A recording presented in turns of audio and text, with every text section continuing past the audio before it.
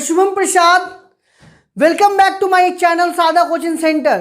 तो फ्रेंड्स, आज मैं फिर से आपके लिए एक अनदर वीडियो लेकर के आया हूं। तो फ्रेंड्स, मैं अपना वीडियो लेंदी नहीं करने के लिए छोटे छोटे वीडियोस हम आपके सामने लेकर के आते हैं, ताकि आपके लिए भी इस चीज़ पे इंटरेस्ट बना रहे। और हमारे जितने भी वीडियो आने वाले हैं सब कम टाइम के वीडियोस आएंगे। इसके बाद फ्रेंड, हमारा पार्ट 4 वीडियो है double interest system and accounting equation का। तो फ्रेंड्स, आज हम लोग जानेंगे बैंक अकाउंट और अगर प्रोप्राइटर का पर्सनल एक्सपेंस और पर्सनल इनकम होता है तो उसके बारे में, और जानेंगे फ्रेंड डिस्काउंट का ट्रीटमेंट क्या होता है। डिस्काउंट जो चैप्टर पढ़ाया था, अब हम बताऊंगा डिस्काउंट अकाउंट के बारे में। तो फ्रेंड्स, चलिए बढ़ते हम लोग आज के टॉपिक्स में। और फ्रेंड्स, टॉपिक्स में जाने के पहले एक निवेदन है आपसे। तो फ्रेंड्स, अगर इस चैनल पे आप पहले न्यू हो तो काइंडली इस चैनल को सब्सक्राइब करना और बगल में जो बेल आइकन है उसे प्रेस करना, ताकि हम लोगों का चैनल का कोई भी वीडियो आने वाला होगा तो उसका नोटिफिकेशन आपके पास पहुंचे। और फ्रेंड्स, अगर मेरी वीडियो आपको पसंद आए तो प्लीज़ इसे लाइक करना और अपने क्लासमेट्स में फॉरवर्ड करना। तो फ्रेंड्स, आज के टॉपिक्स में हम लोग आते हैं। तो फ्रेंड्स, बैंक देखो, एक कुछ ग्रिवाल वगैरह जो बुक्स के राइटर्स है, ग्रिवाल बोल दो, उन लोगों के हिसाब से बैंक एक बिजनेस ऑर्गेनाइजेशन है। तो इस जगह पे ना बहुतों का जो सहमति है वो डिफरेंट है, सबको इस जगह पे एग्री नहीं है। दो एच.एस. चक्रवर्ती, प्रोफेसर एस.एस. चक्रवर्ती है, उनका मानना है कि बैंक एक रियल अकाउंट है। लेकिन बाकी और भी जो राइटर्स सब है, उनका कहना है, उन्होंने अपने एक्सपीरियंस और अपने रिसर्च से निकाल करके लाए हैं कि बैंक एक बिजनेस इंटरप्राइज है।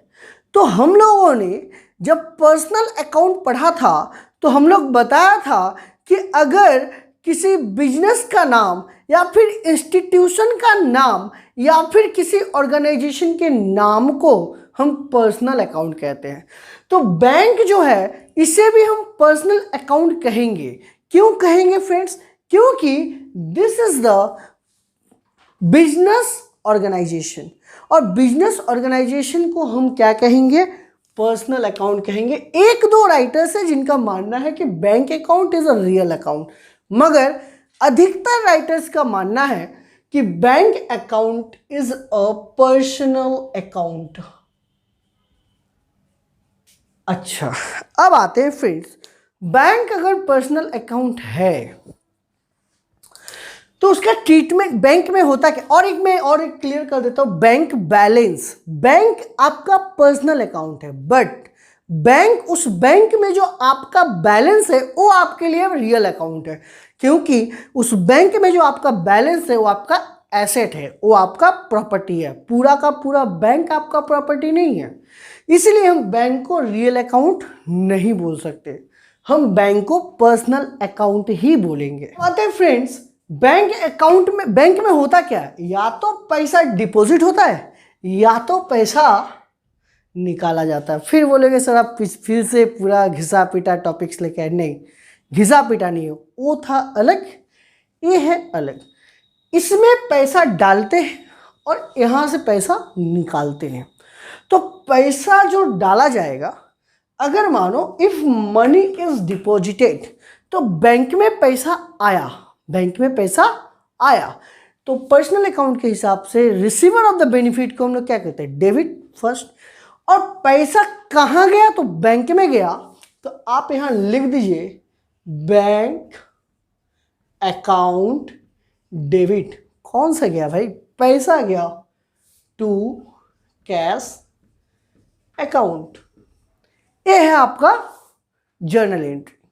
अब पैसा अगर निकलता है तो दो पर्पस, एक बिजनेस पर्पस से निकलता और एक पर्सनल पर्पस से निकलता। अगर बिजनेस पर्पस से निकलता तो कोई लफड़ा नहीं है, क्योंकि मेरे क्या निकला? कैश आया मेरे पास, कैश अकाउंट डेबिट, कहाँ से आया? तो बैंक से आया, बैंक अकाउंट। उसी तरीके से अगर ड्राइंग्स में आते हैं, अगर पर्सनली कोई निकालता है तो जहाँ पर्सनल हो जाए वहाँ हम हर एंट्री को कर देंगे ड्राइंग्स अकाउंट डेबिट, यहाँ जगह नहीं है, मैनेज कर लीजिएगा आप लोग, टू बैंक अकाउंट। ये था आपका जर्नल एंट्री। जब ये जर्नल एंट्री हुआ तो हम आपको एक चीज़ क्लियर कर देना चाहता हूँ फिर से। अगर कोई प्रोप्राइटर पैसा बिजनेस पर्पज से निकालता है तो नॉर्मल सोचना, पैसा बैंक से गया और मेरे पास पैसा आया। और यहाँ पर हम जानेंगे कोई अगर पर्सनल पर्पज से निकालता है तो पर्सनल जो भी हो जाएगा वो हमारा क्या हो जाएगा? ड्राइंग्स हो जाएगा। तो ड्राइंग्स अकाउंट डेबिट और बैंक अकाउंट क्रेडिट। अब आते हैं फ्रेंड, अगर पर्सनल इनकम और एक्सपेंस प्रोप्राइटर का हो तो क्या होगा? एक गो थ्रू आइडिया दे देता हूँ, समझ लो। तुम्हारा मालिक, सपोज तुम्हारा नहीं, सॉरी, अगर किसी बिजनेस का प्रोप्राइटर अपना घर के खर्चा के लिए बिजनेस के पैसा से खर्च कर दे, नहीं समझ में आया, फिर समझाता हूँ। अगर किसी बिजनेस का प्रोप्राइटर अपने घर के किसी खर्चा का अपने बिजनेस से पैसा निकाल के किया हो तो बिजनेस का पैसा बिजनेस के खर्चे के लिए है, उसके घर के खर्चे के लिए नहीं है। बिजनेस एंटिटी कंसेप्ट और अकाउंटिंग एंटिटी कंसेप्ट जब मैं पढ़ा था उसमें बताया था बिजनेस बिजनेस है, मालिक मालिक है, तो मालिक अपना खर्चा अपने पैसा से करेगा, कभी बिजनेस का पैसा से नहीं कर सकता। इसीलिए यहाँ पर हम अगर बोलते हैं कि अगर पर्सनल, मैं फिर से बोला, अगर पर्सनल आ जाए तो क्या हो जाएगा? ड्राइंग्स आ जाएगा। तो हम यहाँ पर लिख देंगे ड्राइंग्स अकाउंट डेबिट। अब बोलेगा सर आपने तो एक तो डिफाइन कर दिया, वो इंसान बिजनेस के कैश बॉक्स से भी पैसा ले सकता है या फिर बैंक के चेकबुक से भी पैसा ले सकता है, बैंक के अकाउंट से भी पैसा निकाल सकता है। तो अगर कैश से लेगा तो टू कैश अकाउंट, अगर इफ कैश बॉक्स से लेता है तो, अगर वो बैंक से लेता है तो क्या करेंगे? To bank account if withdraw from bank. वैसे ही फ्रेंड्स, अगर मानो कि कोई पर्सनल इनकम हो प्रोप्राइटर का, तो कोई भी इंसान अगर 10 रुपये का इनकम हो तो क्या कहता है? निकाल लेते हैं, अरे ये तो मेरा पर्सनल इनकम। ऐसा नहीं है, अल्टीमेटली बिजनेस में पड़ा हुआ है, यानी कि क्या? कैपिटल पड़ा हुआ है। तो हम यहाँ बोल सकते हैं अगर ऐसा होता है तो हम, अगर कैश आया कैश अकाउंट डेबिट, अगर बैंक चेक के थ्रू आता है तो bank account debit to capital account. अगर कैश में आता है तो कैश अकाउंट, चेक बैंक में रिसीव होता है तो बैंक अकाउंट। ये था फ्रेंड्स हम लोगों का पूरा डिटेल्स। अब हम लोग नेक्स्ट बढ़ेंगे डिस्काउंट की तरफ। तो फ्रेंड्स हमारा नेक्स्ट टॉपिक है डिस्काउंट। फ्रेंड डिस्काउंट क्या होता है? डिस्काउंट या तो इनकम होगा या तो एक्सपेंस होगा। तो इनकम एंड एक्सपेंस कहाँ आता है? नॉमिनल अकाउंट में आता है। तो यहाँ लिखेंगे हम लोग डिस्काउंट क्या है भाई? Nominal account. फर्स्ट देखो, हमने तो डिस्काउंट 4 बताया था, लेकिन हमने यहाँ पे 2 दिखाया है, क्योंकि एक आपको फ्रेज बताऊंगा, दूसरा के बारे में और डिटेल्स बताऊंगा। Trade discount.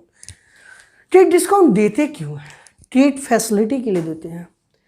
It is allowed for giving trade facility and calculated on gross price.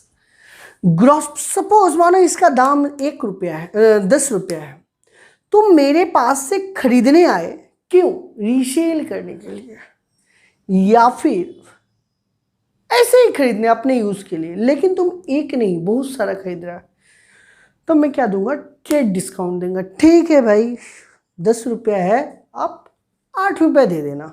तो आप जब रीसेल करोगे तो 10 में करोगे तो ऑटोमेटिक आपका 2 रुपया बचता है। लेकिन आप कभी बुक्स ऑफ अकाउंट में इसका दाम 10 रुपये नहीं दिखा सकते।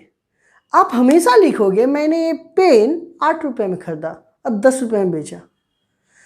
मतलब ये जो 2 रुपया आपको मिला, इसको आप बुक्स ऑफ अकाउंट में कहीं रिकॉर्ड होता ही नहीं है। इसके पहले बहुत डिटेल्स में बताया था इसको। और ये जो ग्रॉस प्राइस कहाँ रहता है? कैटलॉग प्राइस में रहता है, लिस्ट प्राइस में रहता है, एमआरपी में रहता है। तो हम इसका यहाँ पे लिख दे रहा हूं कि इसका रिकॉर्ड नॉट रिकॉर्डेड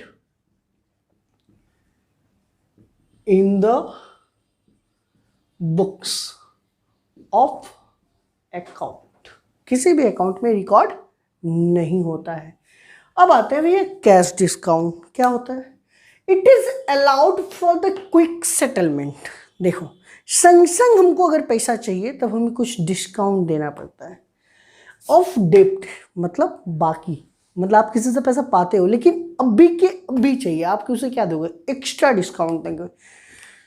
तुमने ट्रेड डिस्काउंट दिए हो, फिर भी अगर तुमको अभी के अभी पैसा चाहिए तो तुम्हें एक्स्ट्रा डिस्काउंट देना पड़ता है, जिसे कैश डिस्काउंट कहते हैं। ऑन कैलकुलेट किस प्राइस पर था? नेट प्राइस पे। सपोज मानो ये तुम्हारा 10 रुपया था, तुमने को मैंने दिया 8 रुपया में। तुम ये 8 रुपया हमको कब दोगे? 1 महीने बाद दोगे, लेकिन 15 दिन बाद ही हमको पैसा का ज़रूरत है। मैं तुमको कॉल लगाऊंगा, बोलूँगा भैया अगर मैं आपसे 8 रुपया पाता हूँ, अगर आप हमें अभी के अभी देते हो तो आपको 6 रुपया ही देना पड़ेगा। मतलब एक डिस्काउंट तो ट्रेड था, क्विक सेटलमेंट के लिए हमने क्या कर दिया? आपसे 2 रुपया और डिस्काउंट दे दिया। ये जो 2 रुपया दे हो क्या था? Cash discount. तो नेट प्राइस सपोज मान लो कि 8 रुपया होगा। नेट प्राइस जो हम पैसा अभी मिलेगा वो कितना था? 6 रुपया। ग्रॉस प्राइस क्या था? 10 रुपया। ट्रेड डिस्काउंट क्या था? 2 रुपया। तो जो तुम्हारा ये जो नेट प्राइस है ना, नेट प्राइस, इसके ऊपर जो डिस्काउंट पड़ता है उसे हम लोग कहेंगे कैश डिस्काउंट। कैश डिस्काउंट 2 होता है, एक होता है डिस्काउंट अलाउड और एक होता है डिस्काउंट रिसीव्ड। बेन अच्छा, इसका एक एंट्री बता देता हूँ। तो इसका ये जो चीज़ है कैश डिस्काउंट का, यहाँ पे क्या होगा? Discount allowed. डिस्काउंट अलाउड क्या होता है? अच्छा, ये एक तरह का एक्सपेंस भी होता है और इनकम भी होता है। तो आप इसे क्या बोल सकते हो? नॉमिनल अकाउंट बोल सकते हो। अब आता है डिस्काउंट अलाउड। अगर आप किसी को देते हो तो खर्च करते हो, तो आप यहाँ पर लिख सकते हो इट इज एक्सपेंस। तो आपका एंट्री होगा डिस्काउंट अलाउड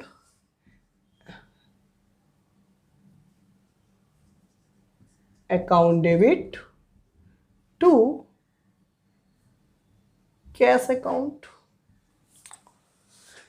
यहां पर आप रिसीव कर रहे हो, रिसीव आपके लिए क्या होगा? इनकम। तो आप लिखना cash account debit to discount received account. तो फ्रेंड्स ये था हम लोगों का डिस्काउंट वाला टॉपिक्स। अब आते हैं लोन। लोन क्या होता है? हम लोग जानते थे लोन लेना भी है और लोन देना भी है।